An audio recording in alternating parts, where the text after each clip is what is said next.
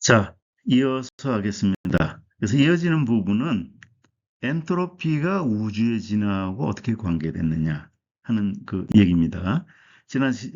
방금 전에 이제 그 우리 알아봤지만은, 어, 입자의 배열이 많은 배열로 가는 것이 이제 볼츠만의 통계역학에 의하면은 그렇게 되는 것이 엔트로피 증가의 원인이다 했는데 이게 확률적일 뿐이라고 했고, 볼츠만은 이제 이것이 우리 우주는 그냥 뭐 이 사람이 이렇다고 한 거 아닙니다. 그럴 수도 있다 하는 걸 얘기한 것 뿐입니다. 전체 거대한 어떤 우주는 평형 상태에 있는데, 응? 우리가 사는 조그만 이 어떤 조그만 구석의 우주는 그 안에서는 엔트로피가 증가하는 우주에 있을지도 모른다 하는 얘기입니다. 그 반대로 여기서는 시간이 이제 우리가 경험하는 시간이고 또 어떤 데는 그 반대되는 부분도 있겠죠. 그런 그 우주의 어떤 구속도 있겠죠. 이런 이제 하나의 이제 정말 그 막연한 이제 가설이지만 굉장히 또 중요할 수도 있겠는데요. 이런 얘기를 했는데 그 유명한 이제 리처드 파인만이 여기에 대해서 이제 언급을 했어요. 그게 자기는 그럴 것 같지 않다는 얘기입니다. 이 참 뭐 이 대단한 이 천재죠. 이 파인만의 그 물리 이야기에 어 46장 5절에 나오는 얘기입니다. 이거 마치 이제 성경처럼 46장 5절에 나오는 얘기입니다. 이게 이제 라체트 앤드 폴 이게 이제 한쪽으로만 가는 기계라는 얘기죠. 이렇게 톱니가 시간의 화살이 왜 한쪽으로만 가느냐? 그걸 이제 얘기를 했는데 그 얘기를 하는 항에서 연력학을 얘기하면서 방금 전에 그 볼츠만의 그 우주, 이 얘기를 한 겁니다.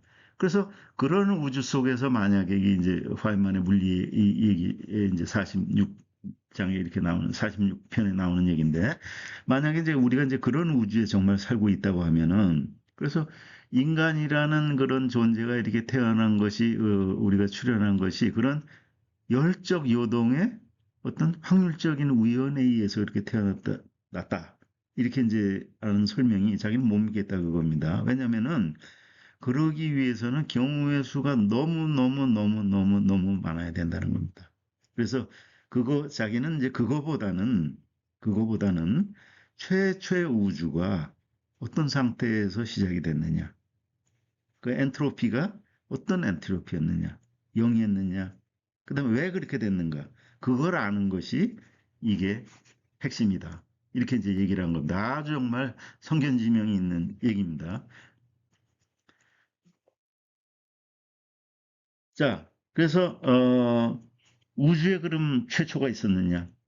그 이제 이 철학자입니다. 데이비드 알버트라는 사람이 past hypothesis, 그 과거 가설이라는 거였습니다. 엔트로피가 지금 높은 이유는 옛날에는 엔트로피가 낮았다는 겁니다. 이 사람은 이제 철학자이기 때문에 그냥 뭐 이유는 되지 않고 그냥 낮았을 것이다. 옛날에는 엔트로피가 그게 0인지 얼마인지 못하는데 낮았을 것이라는 겁니다. 이게 이제 과거 가설이라는 겁니다. 그러니까 우리가 이제 물리학 책에 보면 모든 물리학책, 화학책, 물리, 화학책 뭐 여기 다 보면은 엔트로피 우리가 증가하는 세상에 살고 있다. 이 세상 모든 세상의 현상은 엔트로피가 증가한다. 그것만 얘기를 하고 있어요. 근데 왜 최초에는 어떤 상태였느냐? 그다음 왜 증가하는데 방향으로 이제 가는데 최초에는 그 얘기는 하나도 안 하고 있어요. 최초는 우주의 초기에는 어떤 상태였는가? 거기에 대해서는 얘기를 안 하고 있는 거죠. 그래서 사실은 굉장히 중요한 그 키포인트를 이 파인만이 짚었다고 이렇게 볼 수 있습니다. 또 하나, 우주 엔트로피는 그럼 증가하는데 그럼 왜 천체와 생명이 있는가 하는 겁니다. 아까 이제 무질서도 우리의 개념으로 하죠. 아니면 배열의 경우에 수로 얘기하죠. 그럼 점점 더 흩어져야 되고 그렇게 되는데, 어? 근데 왜 지금 뭐 우리 생명이나 천체 이런 것들은 몰려 있는 거잖아요. 몰려 있다는 거는 부분적으로 흩어진 상태에 반대되는 상태죠. 그죠? 배열의 경우가 뭉쳐 있다는 것은 그 반대되는 경우다. 왜 그런 게 있느냐 하는 겁니다. 그래서 이거를 이제 설명하려면은 빅뱅 초기에는 응? 초고온, 초고밀도였다는 거죠. 그때는 아주 스무스했을 겁니다. 어떤 뭐 울퉁불퉁한 이런 적이 없고 물론 이제 양다요동이라는 현상이 있어서 아주 극미하게 온도 편차나 물질의 편차는 있었다 하더라도 지금보다는 훨씬 더 스무스하고 균일한 상태였을 겁니다. 최초 구해주는 물질과 에너지 입자가 비교적 균일하게 분포되어 있었다. 물질 편차가 있었다고 하지만 그건 10만 분의 1, 뭐, 만 분의 1, 0.001%밖에 안 된 겁니다. 지금에 비해서는. 지금은 우주 보면 어떻습니까? 몇 억도 되는 별이 있는가 하면 아주 차가운 공간이 있습니다. 아주 불균일하죠. 그래서 낮은 엔트로피의 그 입자 배열 상태가 이게 정말 그렇다면은 지금 우리가 살고 있는 것은 아주 미세 조종한 상태에 있는 건가? 그 얘기입니다. 그래서 볼츠만이 제안한 그 평형 속에 아주 열쪽 평형 속에 우리가 작은 요동 속에 살고 있다. 이렇게 한다면은 그게 말이 되는 얘기냐 하는 게 이제 리차드 파인만의 얘기입니다. 그래서 유명한 그 코스모스로 유명한 이제 칼 세이건이 뭐라고 그랬습니까? 그죠? 우리가 애플파이를 만들려면 우주를 먼저 만들어야 된다는 유명한 말을 했죠. 우리 몸을 이루는 뭐 지구를 이루는 모든 원소들은 별의 잔재에서 이제 생긴 거죠. 별의 내부 활동이나 별이 폭발할 때 신성이나 초신성 혹은 킬로 신성 뭐 이런 것들이 킬로노바 이런 것들이 폭발할 때 이제 생긴 거, 폭발하면서 생긴 거죠. 그러니까 애플파이 속에 있는 탄소나 이런 거를 이제 우리가 뭔지를 알려면은 우주를 먼저 이제 만들어야 된다 이제 유명한 얘기인데 이걸 이제 농담으로 역설적으로 얘기한다면은 그럼 볼츠만의 그런 얘기라면은 낮은 엔톨피가 출현하려면 요동을 기다려야 된다 이렇게 이제 얘기를 해야 된다는 거죠. 그럼 이거는 무슨 얘기하고 왔냐면은 그만큼 그런 고도에 달하면 경우의 수에 아주 일어날지 알 수 있는 일들이 무한대로 곱하기 이렇게 일어나야 된다는 겁니다. 분의 1 이렇게 나온다는 겁니다. 뭐, 그 이제 아마 이제 비유를 들자면 이런 거죠. 원숭이가 이제 햄릿을 갖다 타이핑하고 있어요.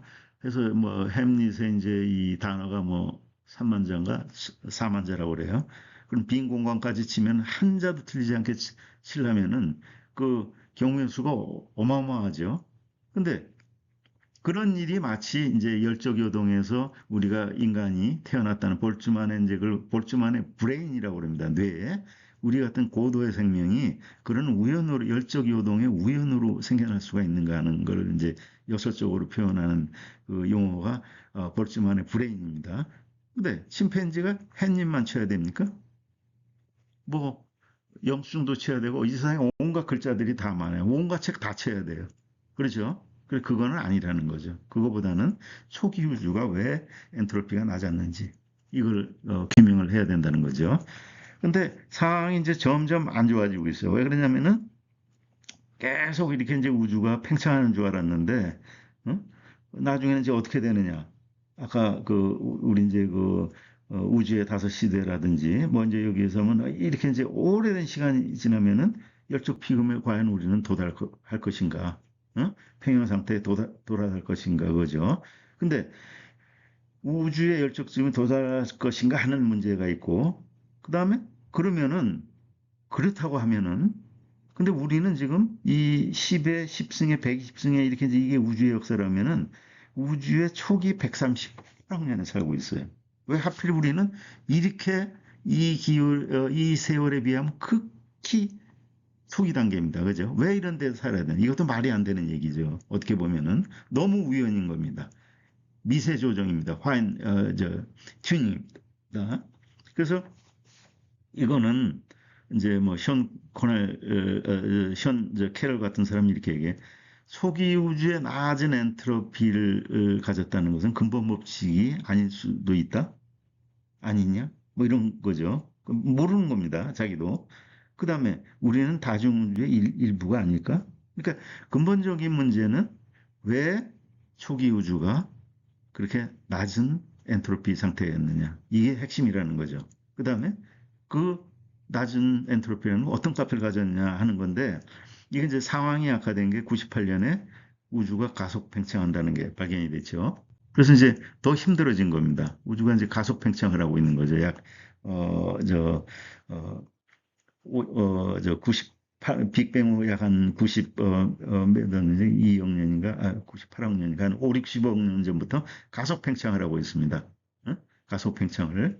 그, 그래서 98억 년이에요. 암흑 물질의 이제 지배기가 돼서 암흑 물질은 이제 우주를 가속 악셀을 밟고 가속 팽창시키고 있는 이런 세상에 이제 우리가 살고 있는데 한번 이제 살펴보기로 하죠. 이게 이제 제가 오리진으로 이제 이렇게 이제 그 그린 그림인데 초기 우주의 이제 엔트로피를 지금 대강 이제 우주 내에 있는 입자의 개수 뭐 이제 이런 거로부터 이렇게 이제 계산을 이제 대략 한 겁니다. 양자 이 이제 요 단위는 엔트로피 뭐냐 볼츠만의 상수 고전적인 개념의 이제 엔트로피죠. 그거를 계산한 겁니다. 그러면 1 곱하기 0이 0이 88개 정도의 0이 아닙니다. 중요한 거는 왜냐면 그 전의 상태는 어떤 상태인지 모르기 때문에 빅뱅 직후에 엔트로피가 이제 10의 88승이라고 하면은 이 세상에 지금 우리가 관측 가능한 우주에 있는 모든 천체 엔트로피를 천체들의 블랙홀이건 뭐건 뭐 다 계산을 하면 아니 블랙홀이 아니 이거 실수입니다. 블랙홀이 아니라 천체 눈에 빛나는 별이라든지 뭐 이런 것들이죠. 다 계산하면 9.5 곱하기 10의 80승입니다. 표시가 안 돼요. 그래서 이걸 제가 한번 표시를 해보려고 오리진 파일로 그래프를 이렇게 그려보니까 도저히 이 표시가 안 돼요. 적당하게 여기 이렇게 뭐 이런 바를 놓고 그래도 안 돼요. 성간물질. 사실은 별과 별, 천재와 은하와 은하 사이에 훨씬 더 많은 물질들이 있는 거죠. 그거 해봐야 이것밖에 안 됩니다. 그 다음에 중성미자. 이 세상에는 이제 물질만 있는 거, 원자만 있는 게 아니죠. 중성미자. 굉장히 많죠. 5.2 곱하기 10의 89승입니다. 그 다음에 CMB, 배경복사의 빛. 뭐 별에서 나온 빛 이런 거는 얼마 안 됩니다. 그거는 이게 이제 우주 태초부터 있던 어느 순간부터 있던 빛인데 10의 89승입니다. 어마어마하게 많습니다. 그러니까 초기 우주에 비해서 약 빅뱅은 38만 년이 됐을 무렵에 이, 이 광자에 의한 엔트로피가 몇 배입니까? 몇 배죠? 10의 89수니까 엄청나게 늘어난 거죠. 그죠? 늘어난 겁니다. 그렇지만은 왜 이렇게 늘어난지 우리 이제 모르는데 자, 그런데 더 중요한 거는 블랙홀입니다. 블랙홀. 이 블랙홀이라는 건 이제 실제로 이제 입증이 된 거죠. 이런 것이 있다는 것이. 이건 2017년에 이제 다른 어, 성운에서 이렇게 발견된 거고, 이거는 이제 실제 우리 이제 태양계가 아니라 은하계의 중심부에 있는 사수자리 혹은 공수자리죠. 공수자리에 있는 블랙홀을 이제 이렇게 찍은 거예요. 블랙홀이 아니라 블랙홀, 엄밀히 얘기하면 블랙홀 주변이죠. 블랙홀을 우리가 사진 찍을 수 없고. 근데 이 블랙홀에서 중요한 거는 사실 우리가 이건 블랙홀은 이제 특이점, 싱귤라리티라고 하는데 그거는 이제 뭔가 잘못된 거죠. 왜냐하면 싱귤라리티라는 건 이제 특이점이라고 하는데 블랙홀은 점이 아니죠. 점이 아니죠. 물리 용어하고 물리적인 개념하고 수학적인 개념하고 전혀 틀린 거기 때문에 모르고 있는 겁니다. 이 안의 상태를. 그래서 우리가 현실적으로 블랙홀을 이렇게 다룰 수 있는 이제 현실적인 실제가 이벤트 호라이즌, 즉 사건의 지평이라는 거죠. 이 둘레에. 그래서 이게 있는데 이 블랙홀이라는 용어를 처음 만든 사람이 이제 존 아치볼드 휠러라는 사람이 이제 블랙홀이라는 사람, 이 용어 자체를 만든 사람이 이 뭐 제자가 정말 쟁쟁한 그 사람들이죠. 아까 얘기했던 에버트 다중우주 세계 에버트라든지 뭐 이제 뒤에 나오는 베켄슈타인이라든지 여러 사람들이 있는데 이 사람이 이제 뭐라고 했냐면 블랙홀은 털이 없다 그랬어요. 대머리다 그러는 겁니다. 그러니까 블랙홀의 특징은 질량, 전하, 스핀이라는 이제 가분동량이죠. 그것밖에 없다. 이렇게 이제 제안을 한 겁니다. 그래서 no hair theorem, 무모, 털이 없는 정리다. 뭐 이렇게 이제 번역을 할 수가 있겠는데요. 이렇게 이제 얘기를 했던 겁니다. 그런데 그것이 이제 획기적으로 이제 거기에 이제 블랙홀에 대해서 이제 이 개념을 했던 게 3년 전인가 이제 몇 년이죠? 2000, 얼마 안 되죠. 펜로즈하고 유명한 호킹이죠. 이 두 사람이 이 사람은 이제 노벨상을 받고 호킹은 이제 그랬는데 그 특이점에 대해서 이제 연구를 한 거죠. 그래서 중요한 건 이제 이벤트, 이제 이 사건 지평이 이게 굉장히 중요하고, 그 다음에 이 사건 지평의 면적이 감소하지 않는다는 걸 이제 최초로 해서 이게 이제 호킹하고 펜로즈가 이제 유명하게 된, 이런 이제 계기가 된 이제 저건데, 이 연구에 이제 자극을 받아서 아까 그 필러의 제자죠. 베켄슈타인이라는 이 사람이 멕시코계 유태인입니다. 지금 현재는 이스라엘에 있는 이스라엘 어느 대학에 있는 이 사람인데 이 사람이 블랙홀이 엔트로피를 가진다고 그랬어요. 까무러칠 얘기죠. 아까 이 사람의 선생님이 뭐라고 그랬냐면 블랙홀은 전하하고 질량하고 이제 저것만 가지고 있다고 그랬죠. 가운동량만 갖고 있다고 그랬는데 엔트로피를 갖고 있다고 그랬어요. 엔트로피를. 깜짝 놀라는 얘기입니다. 그 다음에 뭐라고 얘기했냐면 블랙홀의 엔트로피는 사건 지평의 면적에 비례한다 그랬어요. 사건 지평의 안에는 우리가 뭔지 모릅니다. 전혀 우리가 블랙홀을 파악하고 있지 않는 상태입니다. 그게 어떤 물리적으로 어떤 실체인지 수학적으로는 하나의 점으로 나타나지만 그거는 잘못된 거죠. 수학하고 물리하고는 틀린 겁니다. 그래서 이 베켄슈타인이 72년에 이거를 이런 논문을 아주 이제 정성적으로 했는데 여기에 이제 극력 반대했던 사람이 스티븐 호킹이죠. 그래서 이 사람이 이거를 반박하기 위해서 연구를 한 겁니다. 근데 이제 스티븐 호킹은 상대성 이론이나 이런 걸 했던 사람이기 때문에 양자 역학에 대해서 이제 몰랐기 때문에 책을 빌려서 이제 공부를 해서 이제 했다는 거죠. 그래서, 해갖고 한 2년 열심히 공부를 해갖고 뭐를 하자면 기가 막힌 걸 아는 겁니다. 블랙홀이 이제 에너지를 방출한다든지 그거보다 더 이제 그에 앞서서 중요한 거는 이게 이제 72년에 75년의 논문입니다. 74년에 제출을 하고 75년에 이제 발표가 된 건데 블랙홀이 블랙홀이 온도를 가지고 있다는 얘기입니다. 블랙홀이 이건 아주 심각한 얘기입니다. 심각한기보다는 중요한 얘기입니다. 온도를 가진 물체는 어떻게 됩니까? 열 발산을 합니다. 주변으로. 그럼 열 발산을 한다는 것은 엔트로피를 증가시킨다는 겁니다. 주변으로 열을 흐트러뜨림으로 해서 엔트로피를 증가한다는. 다시 말해서 엔트로피 블랙홀이 엔트로피를 갖고 있다는 걸 증명을 한 거죠. 이 사람. 그러니까 베켄슈타인을 반박하기 위해서 연구했는데 결국은 같은 원론이었고 더 자세한 이런 이제 과정을 알게 된 거죠.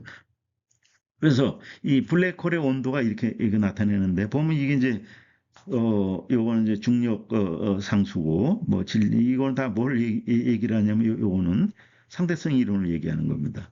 그 다음에 이건 플랑크 상수고 뭐 광속이고인데 요거는 양자 역학을 얘기하는 겁니다. 그 다음에 KB는 열역학을 얘기합니다. 세 개를 블랙홀에 한해서 통합시킨 어떤 이론을 만든 겁니다. 대단한 거죠. 상대성 이론, 양자역학, 열역학 이거를 블랙홀 하나로 통일시킨 이런 식을 낸 겁니다. 근데 그래서 이제 그 다음에 이 블랙홀의 엔트로피는 이제 이렇게 된다는 거죠. 그거는 사건 지평의 면적에 A가 면적인데 거기에 비례한다는 거고 그렇게 되는 건데 여기서 이제 중요한 건 그래서 이제 우리 관측 가능한 우주의 최대 예상 엔트로피를 계산해 보면 약 10의 120승이 된다는 겁니다. 이 엔트로피가 앞으로 이제 최대 그 값이 그 정도 된다는 얘기죠. 자, 그래서 예를 들어서 그 호킹의 이제 엔트로피를 적용을 하면은 예를 들어서 태양 질량의 한 10배 정도 되는 블랙홀이 있다 한다면은 그 온도를 계산해 보면은 6 곱하기 10의 마이너스 9승 그러니까 6 곱하기 100억분의 1도죠. 굉장히 낮은 절대 온도로 극저온입니다. 그러니까 현재는 이런 블랙홀이 있으면은 이거는 옆으로 열을 발산하지 않죠. 왜냐하면 우리 지금 배경 복선도가 2.7도잖아요. 절대 온도로. 그러니까 주변이 더 높은 겁니다. 그러니까 지금은 이게 열이 발산이 되지가 않는 겁니다. 열이. 그 다음에 이때 엔트로피는 이렇게 되는데 태양의 엔트로피는 예를 들어서 이제 이 값이 얼마나 큰 값인가를 본다면은 태양에서 지금 수많은 에너지를 내뿜고 있죠. 그죠? 많은 입자들이 열도 막 뭐 자외선 뭐 감마선 다 오는데 떨어뜨리고 있는 겁니다. 엔트로피를 주변으로 10의 58승방san밖에 안 됩니다. 이 얼마나 큰 저겁니까? 약 20, 10의 0이 20개 들어가는 것만큼 더 많은 엔트로피. 이건 무슨 얘기냐면은 블랙홀이 있으면은 엔트로피가 엄청나게 높아진다는 얘기입니다. 굉장히 중요한 얘기입니다. 그래서 근데 이제 열을 어떻게 이제 발산을 하냐는 것은 이제 이게 호킹의 이제 그 복사라고 그러죠. 그래서 이 자세한 거는 뭐 생략을 하겠습니다. 그래서 이 저 반물질 그 쌍이 있어갖고 이것이 이제 뭐 왔다 갔다 이제 측견 지평 근처에서 왔다 갔다 하다가 하나가 들어가고 하나가 이제 나온다는 거죠. 하나는 빨리 들어간다는 얘기입니다. 그렇게 되면 결국은 이게 발산하는 것처럼 보일 겁니다. 이게 물질 아닙니까? 그죠? 물질의 입자가 하나가. 뭐, 이건데, 이게 자세한 거는 이제 생략을 하겠습니다. 그래서 이런 형태로 좌우지간, 그러니까 블랙홀은 물질만 빨아들이는 게 아니라 복사도 하는 거죠. 이건 이제 호킹 복사라고 하는데, 이렇게 돼서 어쨌든 간에 중요한 것은 점점 블랙홀이 있으면은 질량이 감소하면서 왜냐하면 복사를 합니다. 지금은 이제 이게 뜨겁다고 그랬죠? 배경 복사가. 근데 결국은 이제 우주의 온도가 낮아지면 낮아질 겁니다. 낮아지면 어느 순간에 이르러서는 복사가 일어납니다. 근데 그때는 이제 점점 질량이 감소하면서 블랙홀의 크기가 작아진다는 거죠. 그다음에 온도는 높아집니다. 이게 희한한 겁니다. 왜냐하면 물질이 작아지면 온도가 낮아지는데 이건 반대가 되는 겁니다. 블랙홀의 희한한 성질입니다. 그러면서 에너지를 방출하는 겁니다. 그 다음에 정보 성실이 있는데 이거는 참 그 미스테리죠. 왜냐하면은 정보 성실이라는 건 심각한 문제인데 이게 그래서 이걸 블랙홀의 정보 손실 파라독스라는 겁니다. 호킹의 시계에 의하면은 이렇게 들어가는데 사실은 이 세상의 양자역학에 의하면 이 세상의 모든 정보는 없어지지가 않습니다. 예를 들어서 책을 불태운다. 그럼 책 안에 있는 정보가 다 날아가 버리겠죠. 그렇지만은 책을 구성하고 있던 종이, 뭐, 거기 잉크 자국, 이런 원자들, 그런 것들이 다 날아가서 정보가 없어진 것이 아니고, 그거는 없어졌지만 아까 얘기한 대로 그 입자들은 그대로 어딘가 있는 겁니다. 아니면 빛으로, 복사 에너지로 변했든지. 그랬는데 그 에너지의 상태는 다 일단 갖고 있던 정보를 우리가 그걸 일일이 파악을 못하고 추적을 못할 뿐이지, 그거는 다 있다는 게 양도역학의 이제 이게 기본 원리인데, 이게 들어가요. 응? 이게 만약에 이게 블랙홀에 이제 빨리 들어갔어요. 그럼 이 정보는 어디 갔냐 그거죠. 그런데 여기서 이제 뭐가 나오냐면은 호킹 복사로 다 분출이 되죠. 근데 호킹 복사에 의하면 여기서 분출이 아니라 방출이죠. 방출되는 이 정보들은 뭐 이게 어느 게 들어가건 어떤 물질 별이 들어가면 뭐 똑같다는 얘기입니다. 단지 이제 몇 개 변수만 이제 틀릴 뿐인데 그럼 이 정보는 어디 갔냐는 겁니다. 이게 파라독스입니다. 아직 풀지 못한 숙제입니다. 호킹의 복사에서. 그래서 요건 이제 좀 다른 얘기고, 이게 이제 그 호킹 복사에서 의문점으로 나와 있고, 앞으로 이제 물리학자들이 이제 규명해야 될 그런 거죠. 근데, 중요한 건 뭐냐면은, 아까 이제 그 얘기로 돌아갔습니다. 초기 우주 이렇게 됐고, 중성미자 엔트로피가 이렇게 많아졌고, 그런데, 방금 전에 블랙홀이 있으면 어떻다고 했습니까? 엔트로피가 급격히 증가를 한다고 그랬죠. 그래서 아까 CMB 광자 이걸 치면은 이렇게 됩니다. 이게 지금 몇 배입니까? 한 90이면 엄청나게 늘어나는 겁니다. 이렇게. 그래서 사지타리우스 A는 은하계 안에 있는 블랙홀의 엔트로피입니다. 은하계 이렇게 큰 겁니다. 근데 이거를 우주 전체에 지금 추정하고 있는 블랙홀들의 이제 대략적인 값을 계산해 보면은 3 곱하기 10의 104승. 응? 이 우리 은하계에 있는 그 블랙홀의 엔트로피에 의해서 비교가 안 되고 이 세상 관측 가능한 우주에 있는 전체 광자에 비해서도 엄청나게 많은 거죠. 그게 무슨 얘기냐면은 블랙홀 때문에 엔트로피가 엄청나게 늘어났다는 얘기입니다. 그래서 결론, 지금 우리 우주의 엔트로피는 초기 상태에 비해서 엄청나게 늘어났는데 그 늘어난 엔트로피의 절대적인 상당 부분이 블랙홀 때문에 늘어났다, 증가됐다 하는 얘기입니다. 자, 그래서 이제 처음 얘기로 들어가죠. 이제 마지막 부분에 이제 중요한 부분으로 가죠. 자, 무질서도가 증가되는 것이 엔트로피다. 근데 물에다가 우리 이제 이렇게 이제 잉크방울을 떨어지면 나중에 다 들어서 무질서하게 되겠죠. 흩어져 갖고. 그렇게 되는데 실제 상황은 어떻습니까? 여기 이렇게 떨어뜨리면 무질서하게 퍼지는 것 같지만은 또 다양한 배열의 수로 나가는 것 같지만은 굉장히 정돈된 패턴이 나오고 있습니다. 이렇게. 그죠? 우주도 마찬가지입니다. 우주는 처음에 아주 댄스하고 고밀도고 균일한 상태, 그 비교적 균일, 완전 균일은 아니고 상태에서 지금 엔트로피가 커지고 있는 상황이잖아요.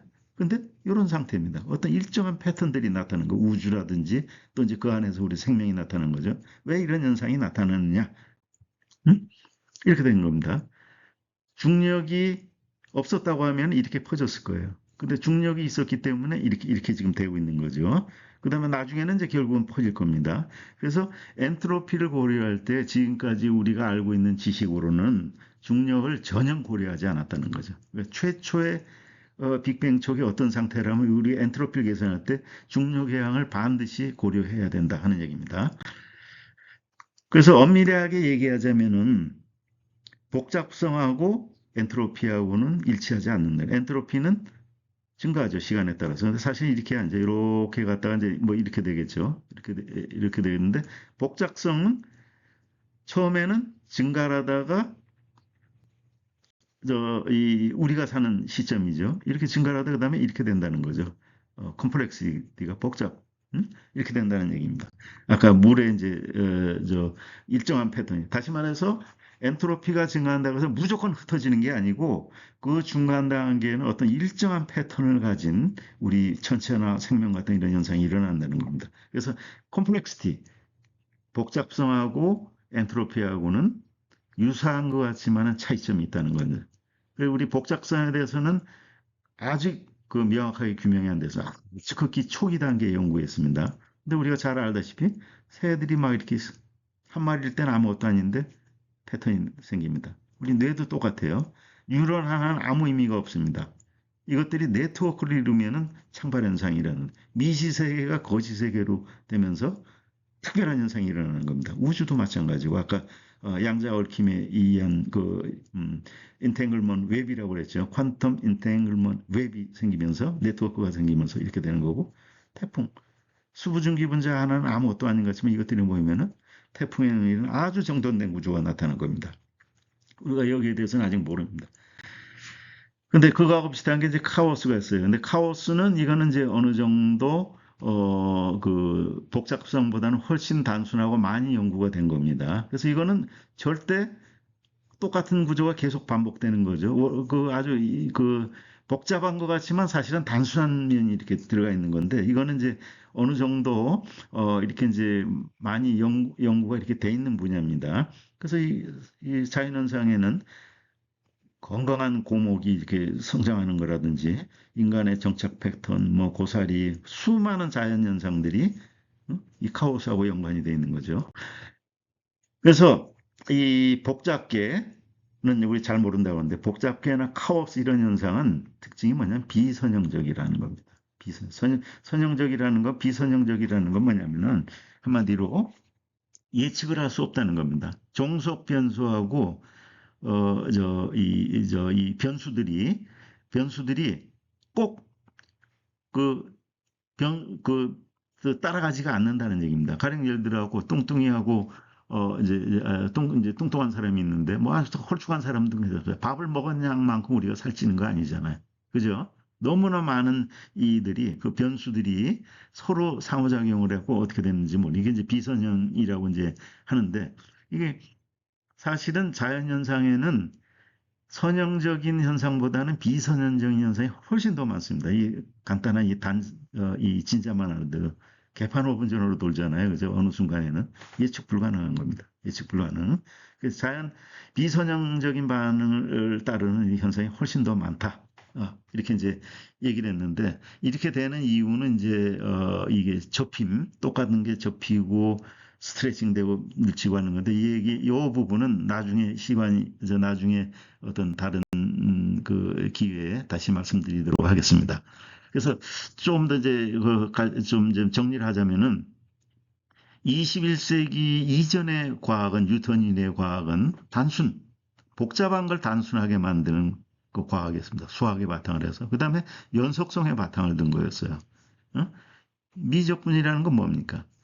미적분이라는 건 사물이 어떻게 변하느냐 하는 거였습니다. 근데 그 직선적이면 금방 하는데 이렇게 꿀꿀을 하게 되면은 구할 수가 없겠죠. 근데 그걸 미분해 버린 겁니다. 이렇게 잘라버린 겁니다. 그래서 순간적으로 어떻게 변하느냐라는 게 미분입니다. 결국은. 그러면 그걸 우리가 다 파악을 하는 겁니다. 이게 연속적으로 본 겁니다. 응? 그 다음에 단순하게 본 겁니다. 그 다음에 변화율이죠. 변화 속도를 우리가 하는 게 미분이고, 그럼 전체적으로 그거는 얼마큼 변했느냐, 어떤 구간에서. 그게 적분이었죠. 결국은 이게 지금까지의 과학의 답니다. 어?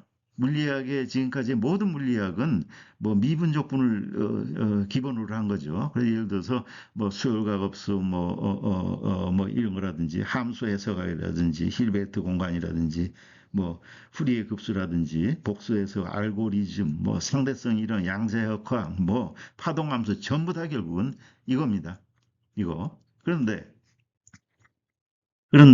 방금 전에 말씀드린 콤플렉시티나 카오스는 전혀 미분적분하고 반대가 되는 겁니다. 그건 나중에 다시 말씀. 거기 이제 초월한다면 디시패시브 스트럭처 소상 구조라는 게 벨기에 이제 그 유명한 77년인가 76년인가 노벨 그 화학상을 받았죠. 엔트로피가 이렇게 증가하는데 이 사람은 뭐냐면 비평형 비선형 연력학을 개척한 사람입니다. 획기적인 그 개념을 얘기한 거죠. 그러면은 거기서는 그걸 이제 이 사람이 디스파시브 스트럭처라는데 이것도 나중에 다시 한번 말씀드리겠습니다. 별도로 이제 그 세션을 만들어서 그래서 보면은 엔트로피는 지금 평형계를 기준으로 얘기한 겁니다. 이 사람이 얘기한 건 비평형 연력학입니다. 그 평형계에서 멀리 떨어져서 에너지가 계속 공급이 되면은 그런 질서정연한 구조가 나온다는 겁니다. 그래서 이거는 이제 제레미 잉글랜드라는 이제 사람인데 지금 현재 마흔 초반이나 30대 후반이나 이렇게 된 사람입니다. 원자들이 막 무질서한 원자들이 있어요, 지구상에. 그런데 거기에 햇빛만 뭐 쬐다면은 얼마든지 생명이 탄생할 수 있다는 겁니다.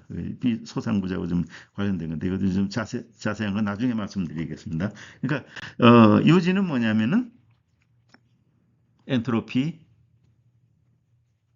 최초에 어떤 상태가 됐느냐, 어떤 상태였느냐 모르는 거죠. 그 다음에 거기 추가한다면은 복잡성, 카오스 여기에 대한 어떤 보충적인 이게 있어야 우리가 이제 완전한 지식으로 이루는 길이 아닌가 이렇게 생각합니다.